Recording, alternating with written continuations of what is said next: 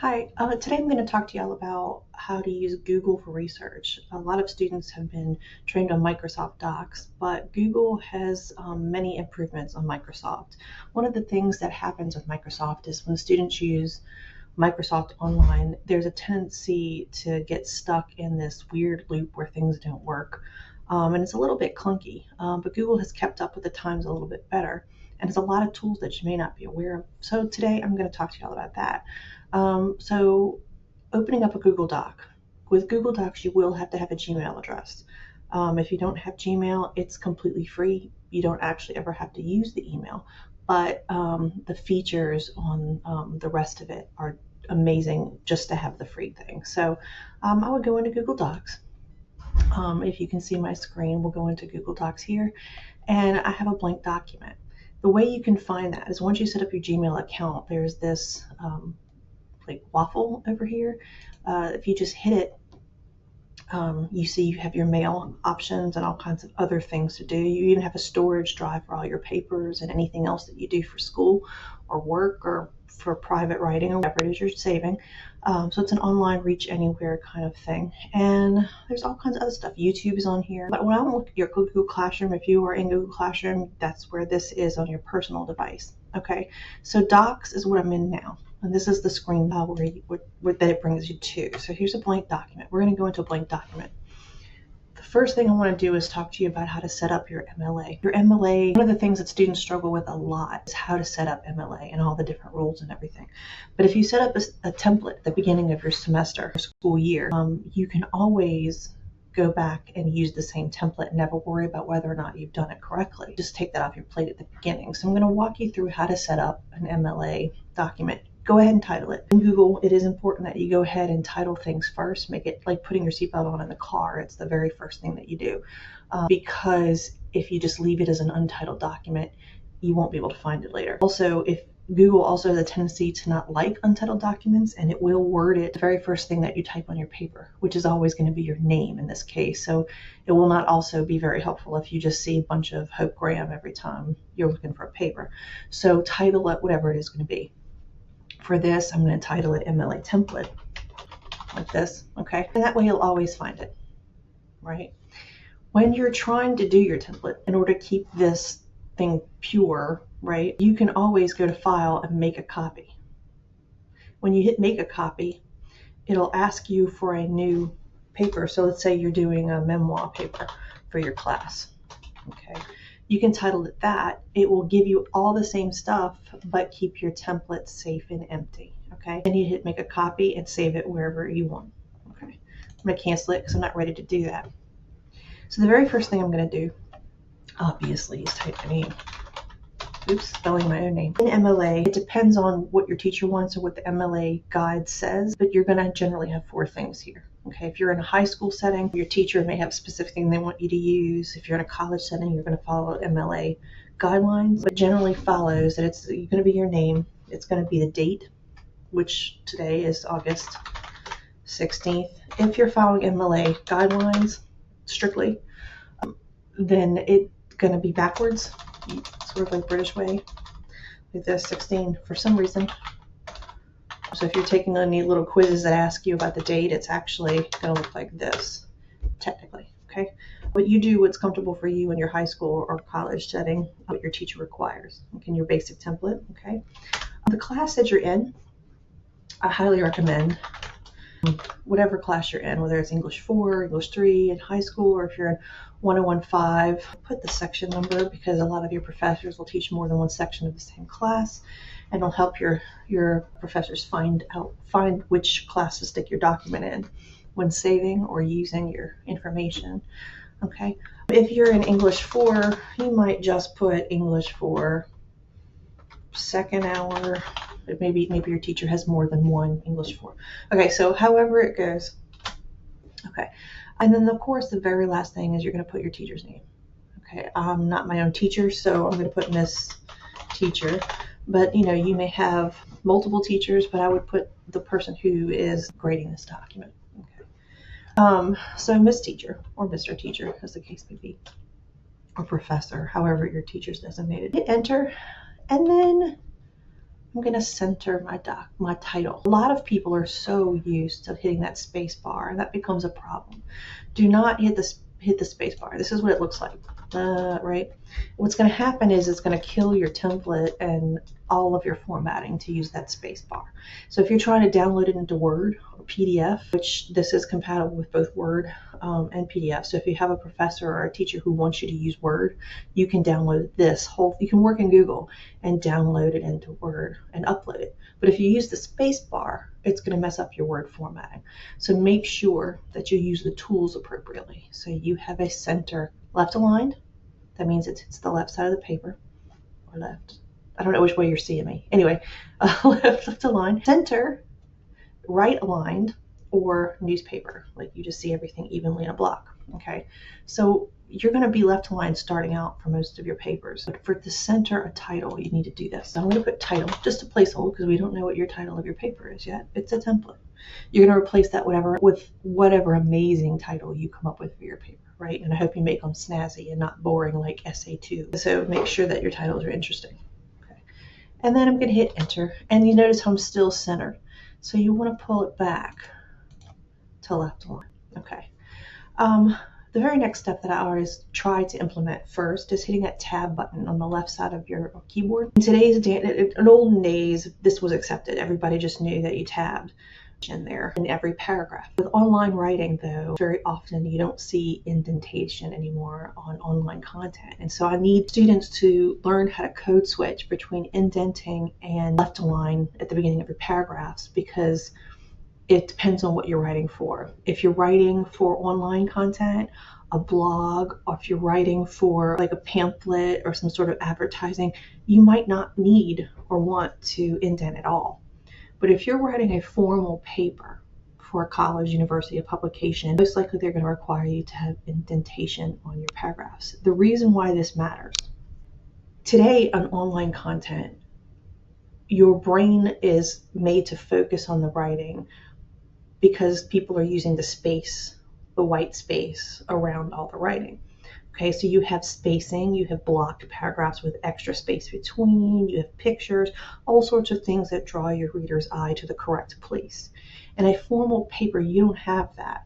And so if all you had was just this long block of text for paragraphs, it starts to become hard for your reader to concentrate and focus on what you're saying, because it's hard to find.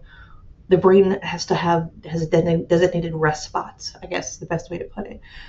So you hit that tab button to indent so that your brain understands new topic or new, it's like taking a breath in a paper, right? If you're in a conversation, when you get ready to change topics or add something, you take a breath. And so think about your indenting as a breath, like a new paragraph or a new idea. It takes the place of extra spacing on a blog or a web page. So I'm going to indent, and I'm going to go ahead and put whatever you want here. Put your first sentence here. Okay, so that way you know it's place held, and it's place held with the indentation. If you want to see it, you can hit enter, and I'll go back to left align. So you can just put whatever fancy thing you want, just so your brain sees it. I am Groot works just fine. Okay, but that way your brain sees that separation between indentation and the next sentence. Now, after I hit enter, you see you got all this space right here.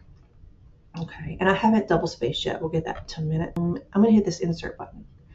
The next thing that I want to talk about with these insert buttons, I'm going to do two things. I'm going to do your page numbers right now, because one of the things that people do that's going to mess up formatting, here's the second thing, is they do headers for page numbers instead of insert page numbers, and that's going to mess you up too. If you do it as a header, it's not going to automatically count your pages for you. Page 1, then page 2, page 3. If you do it as a header, all of your pages are going to say gram 1, gram 1, gram 1, gram 1. Okay? So because you want it to take care of the counting for you, you have to insert it as a page number. So insert, okay, instead of don't do header, right? Where'd you go? Here we go. Skip this. Do not do this. I'm going to repeat that. Do not do this. Okay. Page numbers. Page number. And you're going to want, in MLA, top right. You guys are going to be very tempted to be very fancy because everybody wants to put their spin on things and make things look cool. But in MLA, you cannot put things with lines and squigglies and pictures. It has to be plain Jane. That's just the way it is, okay? So we're going to do this. And you'll notice it looks like a header. It says header even, but we did it as a page number, and you'll see what happens in a minute. I'm going to take my arrow button on my keyboard and put it before the 1. And in MLA, if I could spell my name today, I'm going to put my last name in a space and click anywhere there, and it appears right there like it should, okay? And you'll see in a minute, I'm going to make sure to point out why it's so important to do it as an insert page number instead of header. But there it is. Now, just some knowledge for you, in case you were wondering why all of these things developed in MLA. Why is it super important to have things set up this way? And a lot of it is by tradition.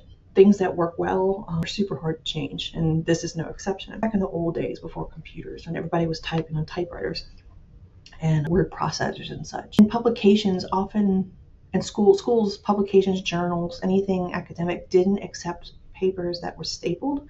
It had to be loose paper, but they wanted a way to keep it in order. So imagine you are a professor or someone and you're, running down somewhere and you drop your whole folder, right? Oops. Well, now all your papers are a mess and nothing's stapled together. So how do you know whose document is which and in what order to put your pages in? And that's why this developed. Top right, my last name and a page number so I can put my stuff back together, right? Without having to staple it or paperclip it or mar the page in any way. That's one reason. And the reason why it's top right is because, well, most people are right-handed. And back in the old days, if you weren't right-handed, they tried to make you right-handed. And so if you're thumbing through stuff, it's usually, to find the right page, it's usually on the right, okay? So that's why that's there. And it's just a function that just, if your teachers need to print this out for any reason, that's super helpful, okay? So that's why MLA has that there. Okay, so now that your history is over, history class, I'm going to go back to I'm Groot here, hit my enter button, and I'm going to show you the next thing I'm going to insert. As I told you, I was going to insert something twice. So here's your next insert. This is something you probably have never heard of. You're going to insert a page break. The reason why you're going to insert a page break is because you want to be building your works cited page the entire time you're writing. If you don't need a works cited page for an assignment, you can skip the page break. If you are going to have a works cited for your stuff, and you should at this level, it helps you to put the insert page break at the beginning of writing. Because as you're writing, you might go back in and change some stuff. You're going to add a paragraph, edit, you're going to have people come in and proofread, you can do all sorts of things. And you want your works cited page to stay at the end, no matter what you do in the middle, right? So we're going to go ahead and do it now. So that way, when you're done writing your paper, you're done. You've been collecting your works cited the whole time. And so when you finish that very last sentence, you don't also now have to still go back and do your works cited page. It's magically appearing at the end when you're done. And so I'm going to show you the insert page break so that you can be building it as you go, right? So that when you're finished writing, you're actually finished writing. Okay, so insert, again, insert, break. We're going to go with a page break. And what that does is, you see all this is still blank? And it puts you on your next page, okay? I'm going to go ahead and hit my center button again and put works cited. Okay. Now as you're writing, you could be typing up here, you can add in the next page, right? Blah, blah, blah, blah, blah, blah, blah. This will always be page 2, and your works cited will then become page 3, automatically, without you ever having to do anything else. That's why I wanted you to insert your page numbers and do a page break, because now I can type 4 pages. A lot of your papers require to be 3 to 4 pages. You can type all 4 pages, and at the very end, it's going to say Gram 5 works cited. Okay, and always on the very end of the page, very end of the document. You're going to be very tempted. A lot of you are going to forget that the works cited needs to be on its own page at the end of the paper. And this page break gives you a way to absolutely forget it. I mean, it's going to do it for you, and you're going to always see it clean and neat at the end, as long as you do your insert right. Okay, so just leave that here. Eventually, you'll come back and do your works cited, add stuff here, But right now we're just going to placehold it, okay, so that you don't have to think about where your works cited is going to be. Okay, so I'm going to do this just to show you my point. Whoops. Type, type, type. Well, that's because that's where my cursor is. I'm going to put my cursor back up here. Okay, I'm going to type, type, type, type, type, type, type, type. Let's pretend I'm typing my paper, right? I'm going to come down to the next page. Eventually, there we go, gram 2. Okay, see how that disappeared? And my works cited then becomes page 3. And that's what I'm talking about. As you're typing, your works cited is going to stay exactly where it should. And I'm going to go get rid of all of that because we don't want all those enters, do we?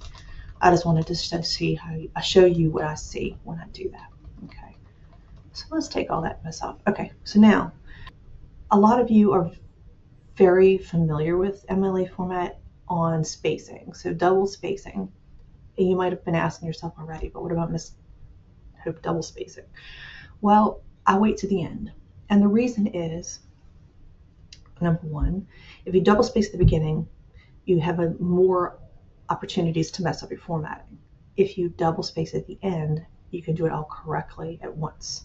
Also, a lot of you guys see better typing single space and then waiting to the end and double spacing up, and that's fine too. So that's why I waited. I wanted you to be able to see what that looked like, how to do that. Some of you may not have known it was an option. Okay, so I'm going to do this. I'm going to hit edit, select all. See how it selects everything? Okay, everything is single space. You go over here, paragraph spacing, and hit double, and it is automatically correct. Okay. The reason I did this way is because if you set up your template like this or all your papers like this and you double space after you're done typing, what's super helpful is that this part right here, under this and before this, students have a tendency to extra double space, like quadruple space, sextuplet space. Okay, usually one of my biggest comments on feedback on papers is too much space around that title. People, for some reason, want to double space above the title and below the title.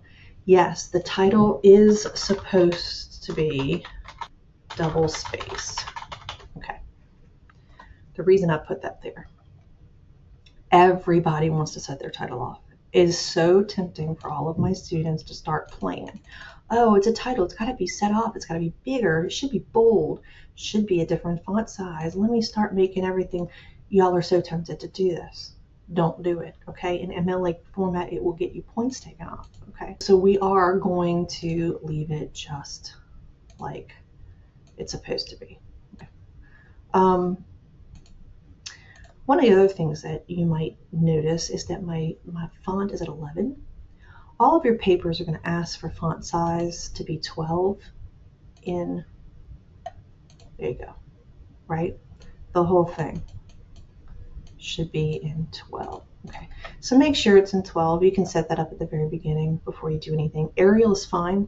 Okay, a lot of your teachers will say Times New Roman. If they do that, you can hit Times New Roman. You would just hit edit, select all, Times New Roman.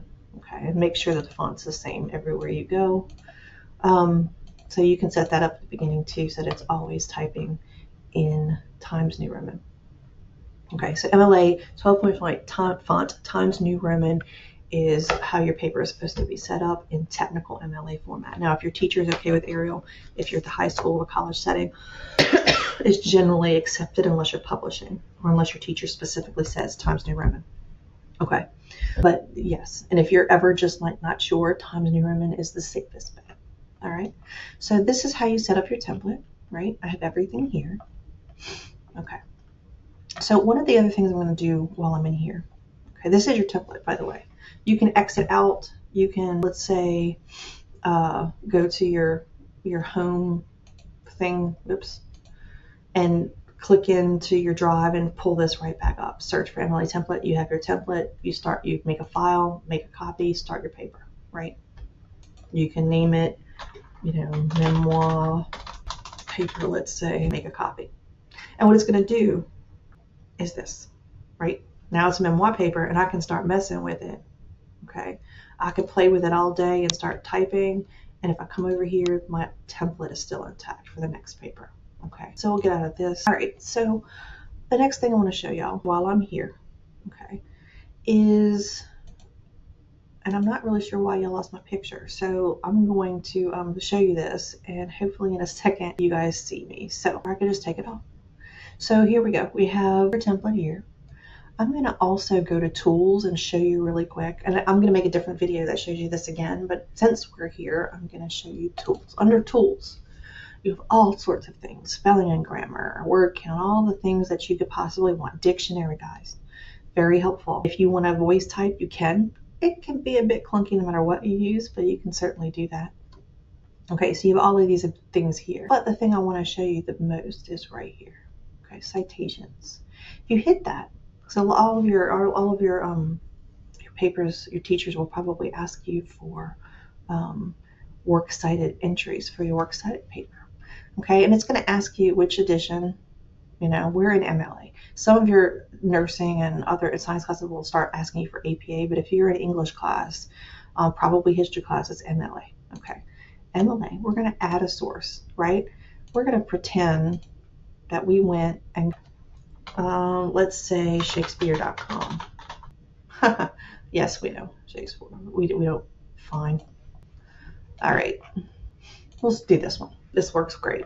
We're going to go here. We're looking up William Shakespeare. Okay. Now I can search with that URL. I just copy. Now, guys, this is called a URL. I know that that might insult some of y'all's intelligence, but I have found out that some people don't know what that means. A URL is what you put in your search bar at the very top. Okay. You can Control C or highlight.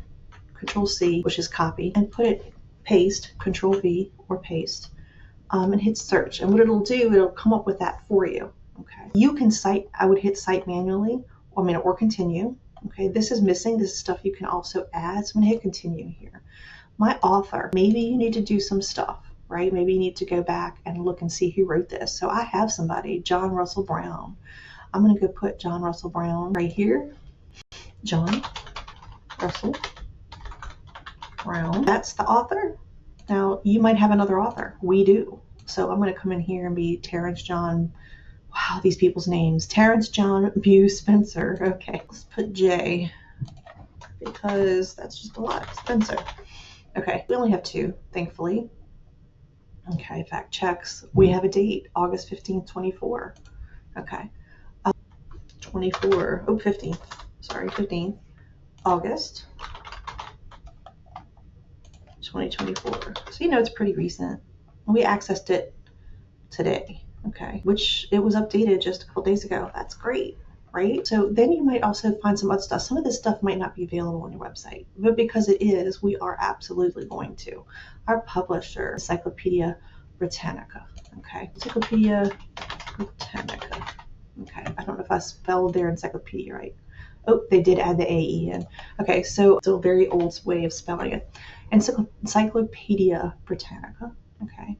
And then the data accessed it, you probably don't need a short title, okay? If you have a very, very long title to your thing, you can shorten it, okay? But you don't have to here. So we're gonna add the source.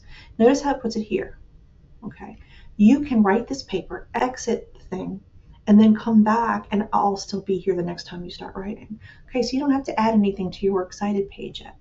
Okay, so just for fun, I'm gonna show you this. I'm typing all sorts of stuff about Shakespeare right now, right? And I need to do an in-text citation or a parenthetical reference.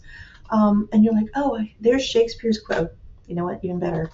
I am Groot. Shakespeare didn't say that, but he would have if he knew better. He would have loved that maybe. Okay, Shakespeare. I am Groot. Okay. I can hit cite. Okay, if I found that quote there, it will do it for you, and I just hit my period. Okay. It will do it correctly. Okay, so just make sure your period's in the right place. You can also go here and edit or delete it. If you decided you didn't want to use that source, you can delete it right off. And the reason is because you're going to collect all these and add it at the end to your works cited page. Okay, so delete the ones you don't use. Okay, only do works cited for things you actually cite. The title of it is works cited. So make sure that if there's something that's not in your paper that you take it off. Okay. So we're going to add another source because I want to show you this. Let's pretend And it doesn't have to be a website. There's so many options, right? All of this. Let's say we do film, IMDb. If you don't know what IMDb is, it is Save Your Life if you're looking for movies. IMDb, and we'll do, let's say we're quoting Hamlet. And you're looking for a certain version. Let's say you're doing Hamlet. Let's say you chose the 1990 version, Mel Gibson. Okay. All the information is here. All the information is here. So we're going to go and collect that information, control copy, and I'm going to put, let's see, this is Franco Zeffirelli. I'm going to put Franco Zeffirelli. Not sure if I spelled that right. Okay. Hamlet. Okay. Published here. Okay. All this is in here. Let's pretend, because I don't want to walk you through all of this. You're going to fill this out if this was the real thing. Okay. But I want to show you something else. This is right. The reason I'm doing this, doing a second one. Add citation source. Now you see we have two. Now, in the real world, if I had done this, you'd have just as much information here as you do for that first one we did, but I want to show you what it looks like when I insert. Let's pretend now that I'm at the very end of my paper and I've got 15 of these, right? Maybe I erased a couple and I've got like 12. And I need to now, I'm finished writing, my writing's beautiful, I'm in love. But now here's my works cited page, okay? I'm ready to add my works cited. So I'm gonna actually erase this because we'll see why. I just placeholded it, but you'll see why. Okay, if I hit insert works cited, it's going to put it in alphabetical order. It's going to do it correctly with hanging indents, and you don't need to worry about a thing. So insert works cited. Okay, all right, there we go. That's what it's going to look like. Now, if I had all the information for the second source correctly, you would see it. But I wanted y'all to see, the reason why I did it, I wanted y'all to see what it looks like between two entries. All double spaced. You're very tempted to put that extra space here between two entries. Don't do it. All double spaced. It's also going to be alphabetical, right? And it's going to have what's called a hanging indent, right? A hanging indent means that your indentation is backwards. In our paragraphs, we indent the first line of every paragraph with our tab button. In a hanging indent, it doesn't work quite that way. Let's pretend now I'm going to add stuff. Can't spell, add stuff, helpful info, rest of my works cited. Okay, I'm just trying to get to the next line to show you the thing. Okay, so see how it automatically did it. If you have two lines of text, I'm going to go up here to show you this. If you have two lines of text and you're trying to do a hanging indent, let's say you're not using Google. Let's say despite all of this, you're just going to do Word, or you're going to do your own Google document, or you don't want to do it this way. And for some reason, you need to figure out how to do a hanging indent. Okay, I know that this does it automatically, which is wonderful. If you can't figure out how to do a hanging indent, do it this way also. You can highlight, I believe it's format. Yep, format, align and indent, indentation options, hanging. Okay, 0.5, it's always going to be 0.5. Apply. It should be doing it. It's going to make a liar out of me. Okay, format. Oh, let's see if that works. That's the reason. It did it right here. Okay, so you just have to make sure that you can hit insert and do the same thing. Okay. All right, insert hanging indent. I think that's probably enough for you guys today. We've been about 30 minutes. So I think that the next time that I do a video with you guys, we'll go deeper into Google Scholar and how to add those things into your template. And so for this is just on how to set up and what the uses are for Google Drive, just to make sure that you understand how to find your citation over here, in and save things, all of your tools right here that you need. Go in here and play if you need to. You can certainly link, okay, as well. You guys can link right here, and I'll show you guys that next time as well. And with that, I guess that's it. So if you have any questions about MLA template, ask your teacher. You can also email me, Hope Graham at not Livingston, that's old, Hope Graham at northshorecollege.edu. Hope Graham at northshorecollege.edu to email me. Or you can go on Canvas and find my contact information as well in your class. So bye. Hope you guys have fun. Talk to y'all later. See you later.